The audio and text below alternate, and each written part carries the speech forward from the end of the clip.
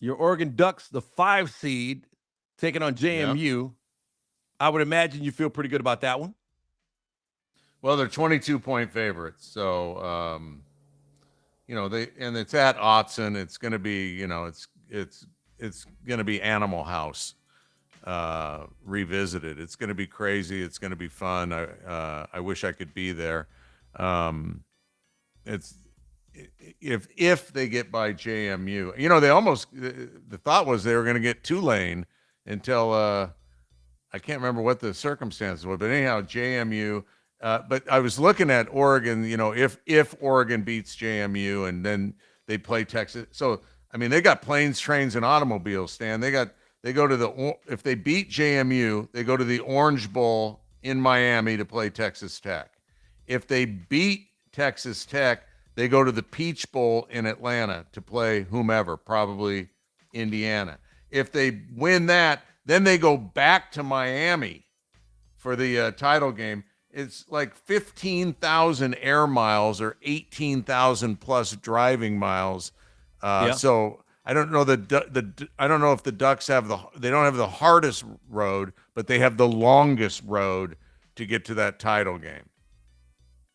Okay. So here is something that I threw out on social media earlier this week. And I'll try to back it up here. But what you said, okay, so Oregon, 22.5 point favorites over James Madison. Okay. Mississippi is about a 17.5 point favorite over Tulane.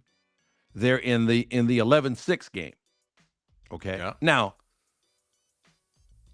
you want to reward JMU and Tulane for having great seasons. Okay. They deserve to be in the college football playoff as it's currently constructed. I have no argument with that. Okay. But if things go according to plan and there's no guarantee they're going to go according to plan, but when you're a 22-point favorite and another game is an 18-point spread and you're in the playoff, it just feels like two of these things are not like the other. And that is no disrespect to JMU or Tulane, who have earned the right to be there under the current system. But my thought is that this system is broken now. And it's not broken in the way a lot of people think it is. Okay? I think it's broken because you're not giving Tulane and JMU a real chance to win the national championship the way it's currently constructed. Okay? Let's say JMU pulls a shocker of a lifetime and they beat Oregon. Okay? Can they pull 4 shockers in a row and win a national championship? I mean, it's almost impossible. Okay, I would think for a JMU or a Tulane. Again, not saying they don't deserve the opportunity, because they do. Under the current system, they got in because they're supposed to get in. Okay? But I think now the way college football has moved now with NIL and with these salary caps that teams have to pay players, Group of 5 and Power 4 are just 2 separate ball games now. They're 2 separate ball games, and so they should be separated. There should be a Group of 5 playoff, and there should be a Power 4 playoff. It just means more football for all of us, okay? And it means that a JMU and a Tulane have a chance to win a national championship. Not just, hey, you had a great season, here's your chance to go get blown out in the playoff. If not in the first game, in the second game. Okay? But realistically, you have no chance to win the national championship. Okay? So it's almost like, I hear people say, hey, well, Tulane beat USC in a bowl game a couple years ago. Right. It's a bowl game, not a playoff game. You got kids opting out for the bowl game. Some kids looking at it as just a glorified vacation. Other kids looking at it like, oh, man, we're playing Tulane. Oh, we're going to beat them. We don't have to really worry about this, or, whatever. Other guys thinking about the NFL, they're not worried about this game. Okay. Totally different scenario. Okay. Yeah. Tulane could beat a USC in that situation if Tulane's all in for the game and USC is treating it like a vacation. Okay. That's not going to happen in a college football playoff game.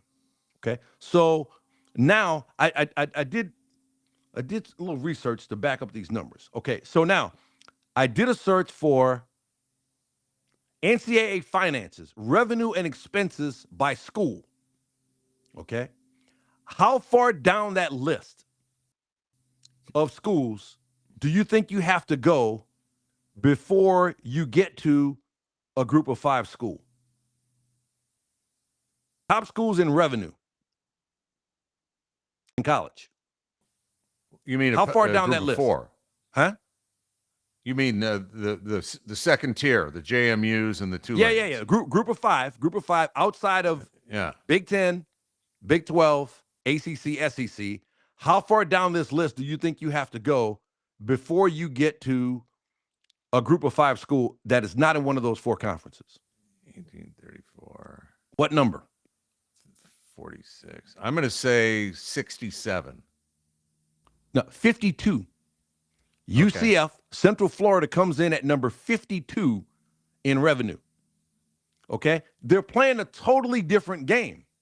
Then the top 51 schools are all Power 4 schools, and it's only going to increase now because of the way college football is structured moving forward with these NIL deals and everything. Okay, let's get to James Madison is number 62. Okay. And they're playing Oregon, and Oregon is number 19. Okay. Oregon's athletic department revenue is $153 million. Okay. JMU's athletic department revenue is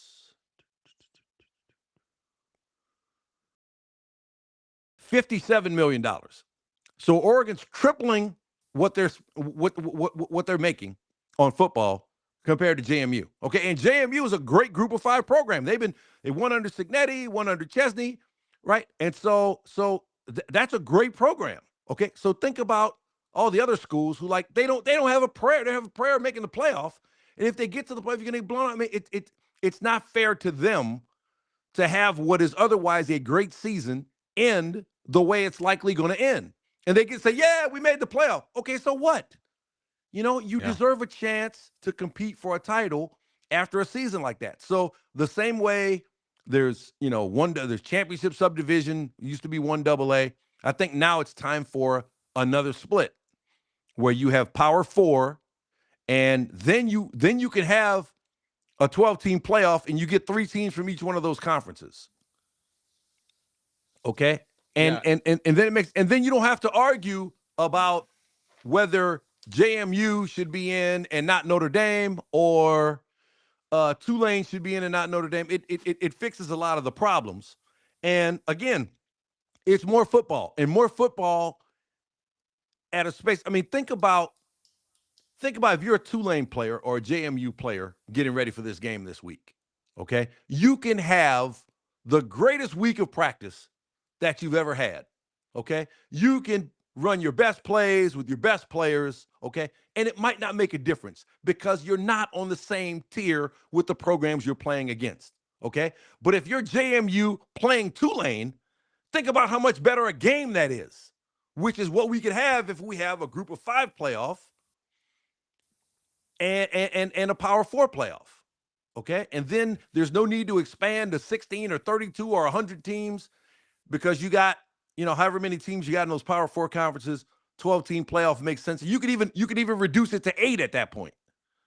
You can reduce it to 8, and it still makes sense, as opposed to 12, where you got two schools that are like, "Hey, congratulations, now take your beating."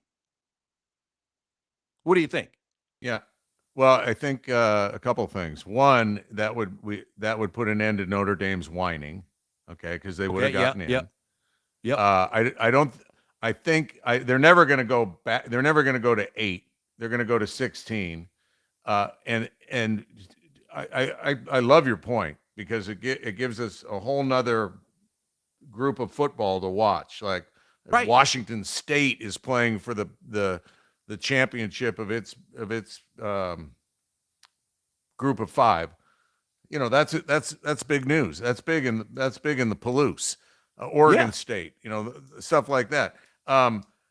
I think you take your idea and then you also fold in these conference championships Right. into almost a play-in into the as part of the CFP, so we can, because that's another problem. It's not as big a Absolutely. problem. It's not as big a problem that you touched on, but I hadn't heard that idea that you touched on, and I think it's an excellent idea from fan perspective, from players perspective, and from revenue perspective, which is the biggest perspective of all.